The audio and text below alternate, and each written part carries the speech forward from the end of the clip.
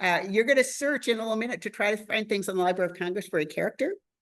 While you're searching, you may find things like this, like we're putting together this presentation about Joseph Oklahoma. You might figure it's hard to find things on the internet about specific people like that, but I could find pictures of McCurtain County where he was from in 1915. So you might want to download those as well, or you have your students find those as well.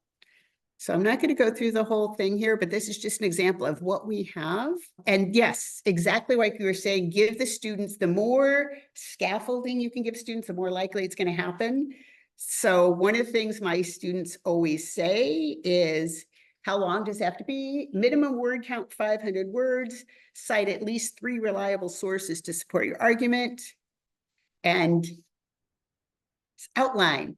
You might think that Bailey and I had planned this out in advance, but we didn't. But exactly, students often have trouble getting started. So we tried to put together for the teacher, especially given in mind that there's a lot of new teachers out there, and even people that aren't new, maybe they're new to that school or they're just really busy. So we tried to put all this stuff together. So there's that. When I was teaching, I got thrown the wolves on. Well, and the nice thing that you'll see is so you can search this whole site.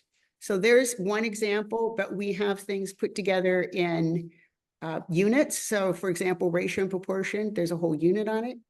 And we'll look at some of that later. But one of the people who did it is a teacher. He's from Missouri, but he's very big into hunting. So the ratio and proportion unit, there's something on hunting and different animal pelts and animal identification. Anyway, what we're going to do is I'm going to stop talking, and what you're going to do, go to loc.gov. Yeah, so if you go to loc.gov and you're going to search it for a character we can put in a game. It could be anybody.